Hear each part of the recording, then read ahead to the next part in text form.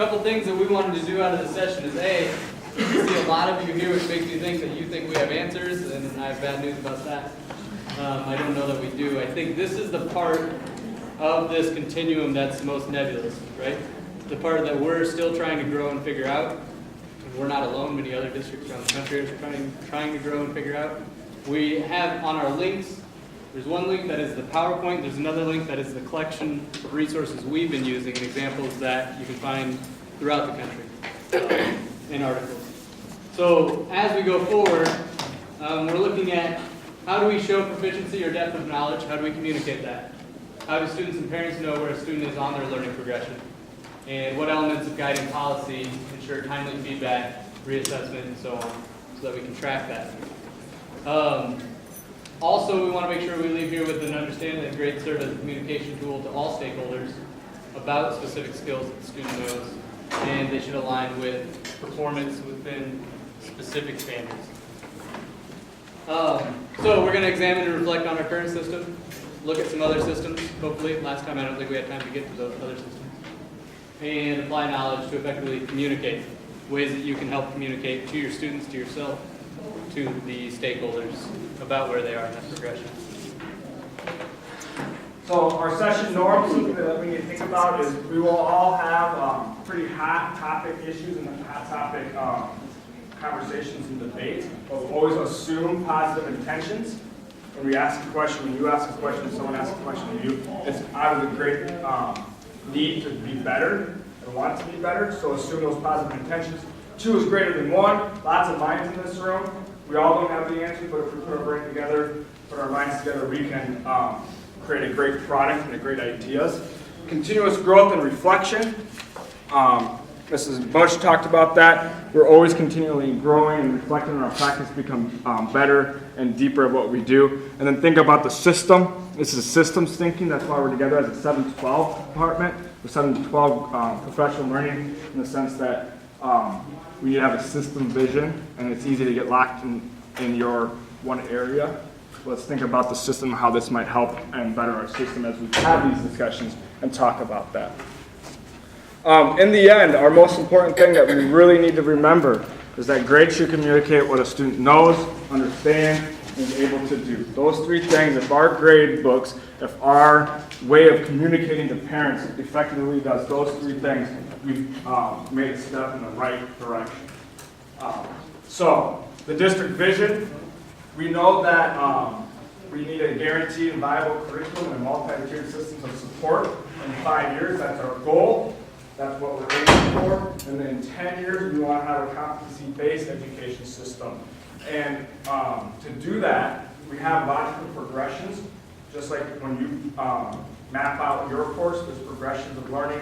There's progressions of learning that our district needs to go through and able to reach our goals of CBE in 10 years. We have an article that we chunked for you, but it's about 25, 30 pages long. You can read it. It's in the resources.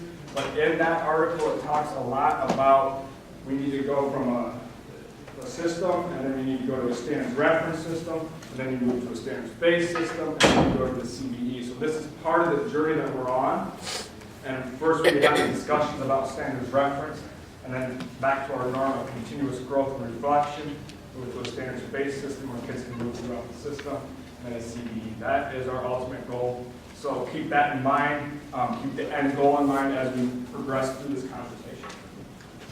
So with that article that we'll hand out here in a second, Ryan and I looked at a ton of different materials, and again, you can find those in that folder. We wanted those to be accessible to you, but we didn't want to overwhelm you. So we chunked the one from Competency Works down to, I think, 25 pages to about 3 paragraphs on trending, and that's kind of the focus of what can you do in your classroom Monday if you wanted to. Some of you are already doing it, but getting new ideas of how to do it.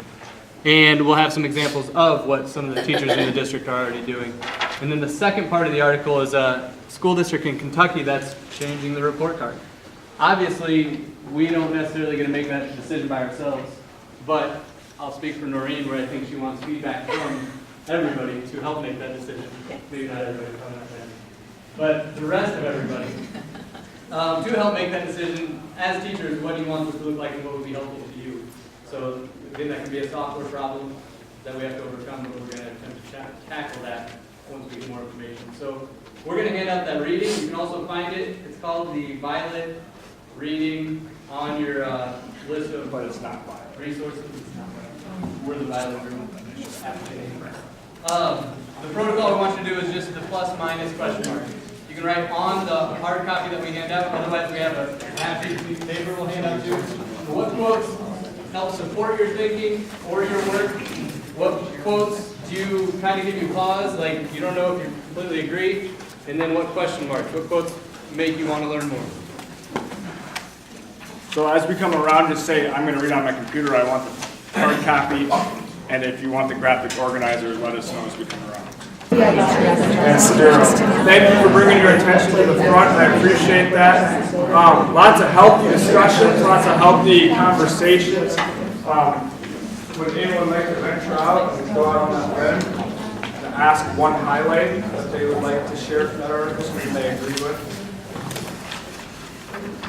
Should we start with what you didn't agree with? I'll say one. I like the practical, just see an example. Okay. We spend a lot of time talking about theory, but I like to see some practical things. And as I look at the resources, right, I don't know if that was Dan's or yours, the work, but there are some practical things to really think about. Because I think that's the problem. We're all on board, but we just need to talk about something and have something in front of us. So I appreciate that. Thank you. The practicality, hopefully we can get to some examples so you can see more of those as well. Anything that someone would like to jump out and say, I'm kind of, this makes my stomach turn. We're talking about the white elephants in the room. Yep. This isn't necessarily that, but I was asking a question and we were having a conversation. I liked on the first page down at the bottom it said schools always will look for several pieces of evidence that a student has reached proficiency, but then they also say that teachers tend to use the highest score on each measurable topic, which is great if you have a kid who struggled and they're moving up. But often, like, we give a test one time and a kid is very good at short-term memory, they can do things, and a month later, they don't remember how to do it anymore. And so if we gave that test to that kid a month later, they're not necessarily where they were, and we don't look at that necessarily. So how do we make sure when they're talking about them being able to and ensure that this attainment can happen consistently and over time? And I think that's that competency base where we get to mastery. And that's where, I know that those are great questions to think about. I don't have an answer. Throwing it out there. The other observation I have is, the boxes and the numbers. I think I was trying to look at it from, I'm not a parent, but from a parent's point of view or a community point of view looking at this. Yeah, they're going to look at the numbers, but they're not going to read the words. Just like when we hand the test back to the kids, they look at the grade on the top, and they don't read all the comments. And so, as we continue down this road, it's got to be, and I hate those canned comments, but it's got to be something that the parents, who are teachers, can digest real quickly and know how their kids doing it. I'm not going to read this paragraph every week. I think that lends itself to a great conversation that I would like Xander would like to bring to the front of your mind, is to remember that when we talk about a level 4, level 3, level 2, level 1, it's not a point. It's a level of learning, a level of thinking that student's doing, and we're having conversations at the district level about what that means. So if they're doing level 3 thinking or proficient thinking, does that mean that they're doing strategic thinking where they can apply and analyze across different areas? And so then we have those conversations with parents in the sense of, your kid has scored a level 2, which means that they can apply the political sciences of mass media, I don't know. And then have the conversation, what they need to do next is to be able to analyze that over multiple countries. That's how they get to the level 3. So really think about that level of thinking and that the students are doing and not the grade or the number. Yeah. Mine's completely different than this. When I was looking at the trending part, I think it needs to, when we talk about this, it's not only us and parents that need to understand this, but students as well. Because I know, for math, we try and have our kids retake, and a lot of times our kids think that once the test is done, it's done. Like there's no, like I don't need to keep practicing it over, that's it, that's what I got. And so then it's just, getting it from everyone starting to think like, no, we can keep going. Like just because we took it here doesn't mean like you're done here, you can keep going. But then even further than that is with our grading period, once the grading period ends, can they keep trending on that thing until they get it, even though it's already been successfully graded and put into a grade book? I think that's CVE, Dan, you can would be that type in 10 years where kids would stay where they're at or they move forward or grade span doesn't matter, age doesn't matter. That's kind of what we're thinking. Also, I come back to the idea of Hattie's research. I think at an effect size of 1.4, when students own their own learning, that's the greatest effect size, and that's what you're talking about. The students communicating, I got a 3, I'm proficient because I can do these. I need to do this to move forward. I think that's our ultimate goal. That has the most effect on students. The Ben and I talked about was our current reality versus where we want to be in 10 years, right? So our current reality is what it is, and I think we're all comfortable and know what it is. So what of these ideas, because that trending piece, that was pulled out of the Competency Works article. So they were talking about this is a competency-based system, this is what it should look like, right? We're not there yet. But what pieces can we start to steal from that to grow to get there, right? Again, that stepping stone that Ryan talked about at the beginning, standards reference to base to competency. What areas can you start stealing from us today and implementing, playing around with your classroom? So you can come back and say, oh, that doesn't work, or yeah, I really like this, this is effective, this works. What areas, Mike, can we do on a report card that says, bam, there's your grade, there's your number, but open it up and here's your narrative, right? Here's your explanation. So that those components can be in there without losing the narrative. I think I'll stop for you, your hand real quick. No, I'm good. Okay. My question is then based for the 10-year mark, like way further down, are we looking at just numbers and no letters? I have no idea. I think we get to define what that is. The state's CVE idea, if you go look at their framework on the Department of Ed, for Iowa Department of Ed, and some of you that were part of the LCI series last year, it's pretty gray. It's not black and white of what it is and what it shouldn't be. It's pretty gray, so we get to define that. And I think that's why we're having these conversations to be able to define those. And that was my question. I mean, is it going to be 10 years before the district says we're this or the state says we're this? Because right now we have pockets of everything. Yeah. And that's almost worse than having, one thing that some people don't agree with because, in high school, different departments, different, even within the same department, they're doing different things. And I think that's why we're having the 7-12 conversation. Agreed, but at the district level, is there a timeline to say, hey, we're gonna go here, and this is what it's gonna look like? And I know, that's why I didn't ask you before, because I know you guys don't know that. Well, there's not. I think you have more confidence in this one. Yeah. No, but. We have a timeline. Come on now. You say 10 years, gosh, I hope we don't do this for 10 years where everybody's doing something else or different, at what point before then will there be agreement or at least consensus on this is the direction we're going and this is what it should look like? I think we're going that direction. Yeah. Personally, I mean, I think you see more teachers starting to use the standard reference grading, and that's going to continue. And that's, that plan on the page kind of sets up the step mark for that. But it's a good question nonetheless. Heather, did you want to comment? I was just going to say it's the same thing as what we're doing to make ourselves proficient in this. Some of us are at a level 1, some of us are at a level 2, some of us are at a level 3. We're at different places with this, but the goal is for all of us to trend upward so that we can be on the same page. If we're all in different places 10 years from now or 2 years from now, we're in trouble. Well, I come back to we what need to start trending together. I come back to what Dr. Muhammad had said in the sense that you have to know when to apply pressure and support, and right now we need support to learn so that we can close that knowing-doing gap. So we need to learn and we need to have common learning. That's why we're together. But then we can't apply pressure and allow and say we're going to evaluate you or we're going to hold you to these expectations if you haven't learned about it yet. And I think we do have timelines, and we started talking about those at Cadre. Okay, in 2015-16, what's our expected or desired state? In 2016-17, what's our expected desired state? And so we haven't communicated that yet. Yeah, so. Let's talk about some examples of how to do this. The theory is great, but one of our learning targets or outcomes was to be able to apply what you might be able to do. Here's an example of a student owning their own levels of learning and communicating that based on data pre and post.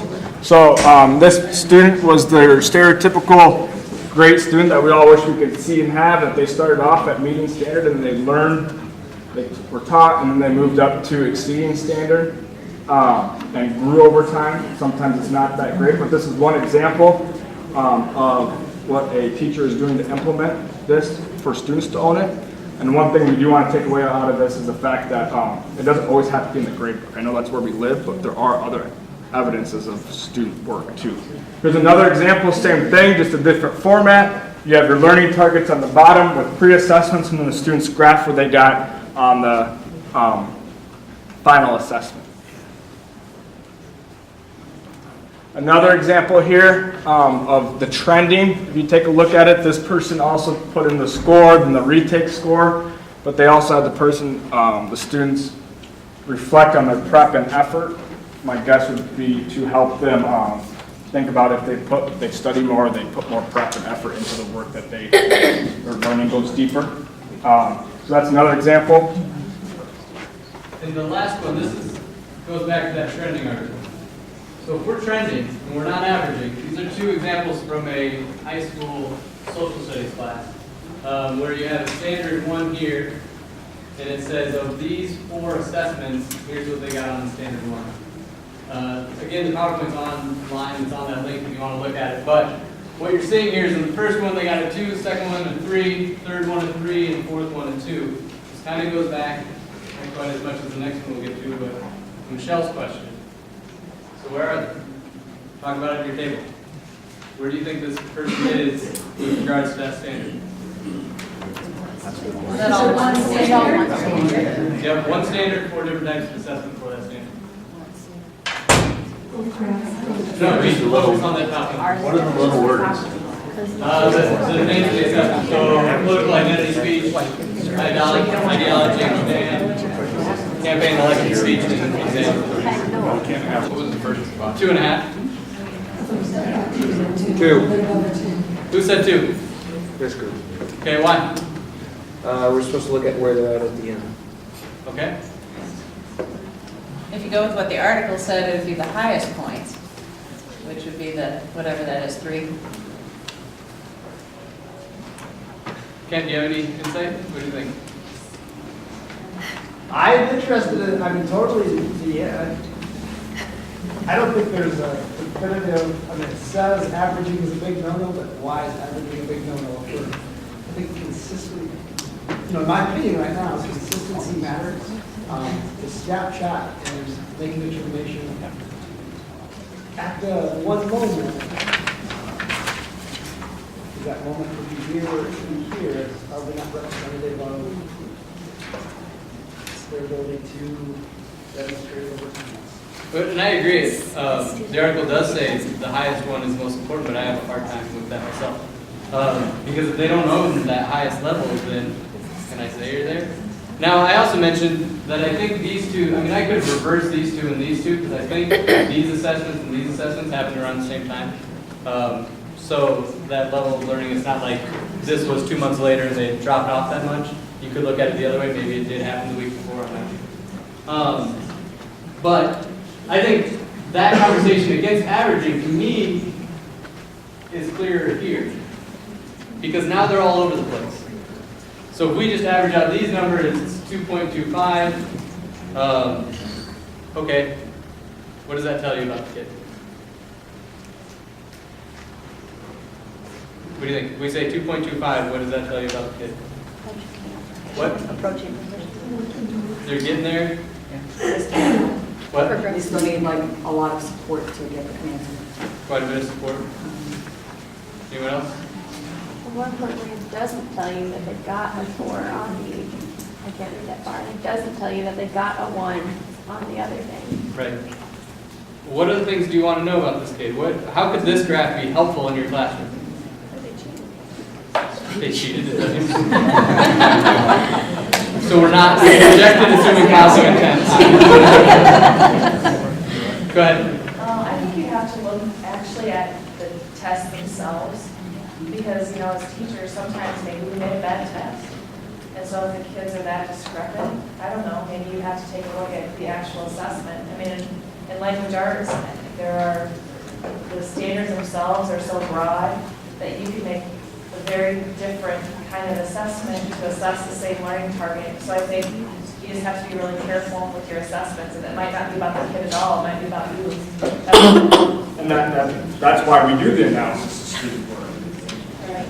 To look at, is this that all my students score at level 1? Then let's go back and look at the assessment. The one thing I do want to share the insight that's important is that too often we convert that number, that level of learning, to a percentage right away. And that's a shift in thinking that sometimes our levels of learning do not automatically convert to a number. Levels of learning convert to a level of thinking and a skill statement. And so when you have these conversations, you start saying, well, is it 2? But what does a 2 mean? Does that mean they've done basic recall of facts? So we need to be careful not always automatically convert, because that number is arbitrary in the end when you convert it. We really want to think about the level of thinking and the skill statement at which the depth of knowledge we're asking the student to think at. Go ahead. Well, one of the things that I was thinking about is grading has always been convoluted, and we've just said that it's the same because we've all agreed at percentages. And so what this is asking us to do is to think differently, and that the conversation really matters, and that helping our kids is what really matters. So what do we need to do to get there? Because we're trying to change a system that has been broken for a really long time, and we've all just agreed with it. So I think regardless of what number you end up with, it's really about how do we help kids understand where they are?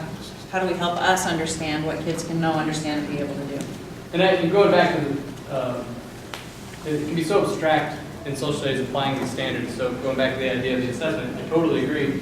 I mean, my first step would be looking at the assessment, but then it could also be a quick conversation with the kids where they were having a hard time connecting that standard to the assessment to begin with. That can push them over. We're going to move on. What was the other say? I don't know.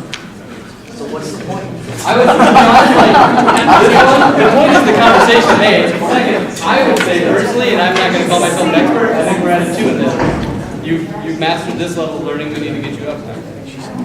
And it's that conversation to push them to reassess and get up to that. Okay, the last things that we have, and I encourage you to get out your computer or walk around, we only have 5 minutes left, are what have other districts or what have we done when converting this to our number grade, the world, the reality we're currently in. And you can see a couple examples on that PowerPoint from different grade books in the district. I put out the Kentucky version in there, and then another transcript we found from a place called Sanborn High in New Hampshire, that they've gone competency-based, and this is what their transcript looks like. So you can see that as well. So you can look through those, and then start talking. I mean, you only have 5 minutes, so there's not a whole lot of time, or 3 minutes to apply. So you can start talking about what you can do in your classroom, or what you want to do in your classroom, or